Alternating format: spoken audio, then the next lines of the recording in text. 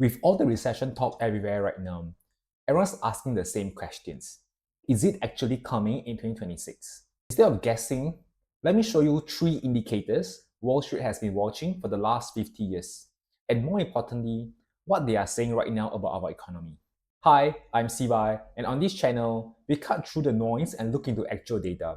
Today, we are checking the economy vital signs using the same tools professional investors use. And here's the thing, even if it doesn't play out in 2026, this framework will help you spot the warning signs whenever they do appear in the future. Hit subscribe and let's dive into the data. The first indicator is the inverted yield curve, and it has predicted every single recession since 1970. Perfect track record. Here's how it works. Imagine lending money to a friend for 1 year versus 10 years. You want more interest for the 10-year loan, right? Because a lot can happen in 10 years. More risk, more reward. Government bonds work the same way. Normally, a 10-year treasury bonds pay higher interest than a 2-year bond, maybe 4% versus 2%.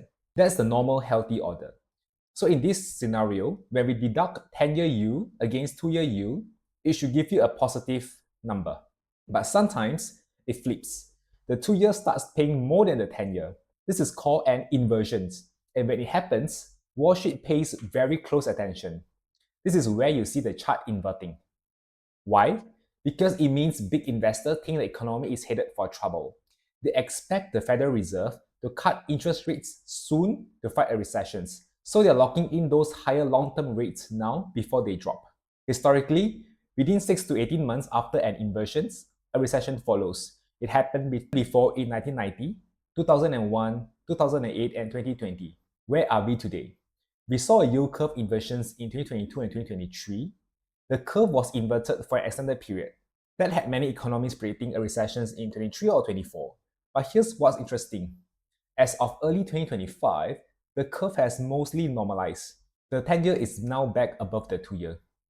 This could mean one or two things. Either the recession risk has passed, or the economy is more resilient than historical patterns suggest. The yield curve gave its warning. The question is whether this time is different. Indicator number 2, rising unemployment measured by the Sahm Rule. When the unemployment rate rises by 0.5 percentage points or more from its lowest point in the past 12 months, they are either in a recession or about to enter one. That's the Sahm Rule.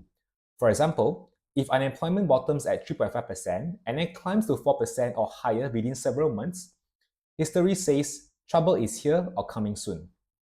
Why does this work?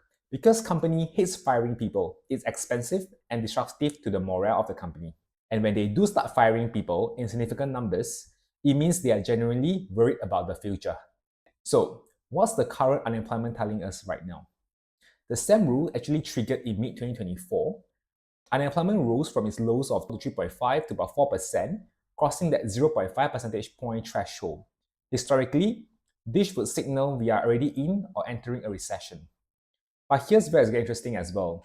The economy continued growing, job creation remained solid, consumer spending stayed strong, and GDP kept expanding.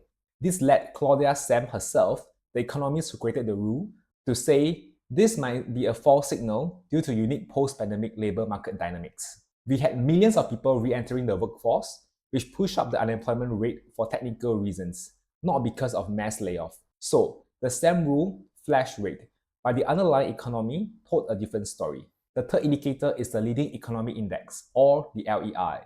This is different because it's not just one data point. It combines 10 different economics measurements into a single number. Building permits, manufacturing orders, jobless claims, and many more. Think of it as a comprehensive health checkup for the economy. When the LEI declines for several consecutive months, usually 3 to 6, it signals economic growth is slowing and a recession may be approaching. It's given advance warning for every recession since the 1960s. And again, here's where things get really interesting. The LEI has been declining since early 2022. We are talking about nearly 2 years of consecutive monthly declines, one of the longest streaks ever. By traditional standards, we should have been in deep recession right now. Yet, GDP growth has remained positive. Unemployment is still relatively low by historical standards, and consumer spending has held up. The LEI is screaming warning, but the actual recession hasn't materialized. Some economists think that the LEI's component might be weighted for an older economy and don't fully capture today's service-driven post-pandemic reality. So here's where we stand heading into 2026.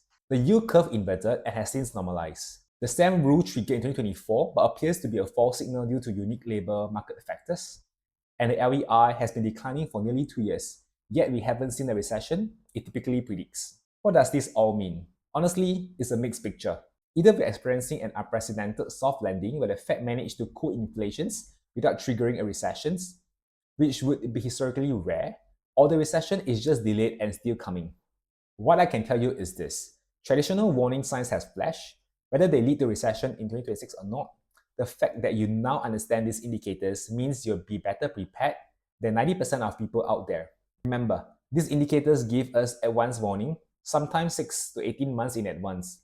That's actually a good thing because it gives you time to prepare. The point isn't to time the market perfectly. That's basically impossible. The point is to be informed and prepared so you're not caught off guard. If you found this helpful, smash that like button and subscribe for more videos where we break down complex economic topics into plain English. Thanks for watching, and I'll see you in the next one.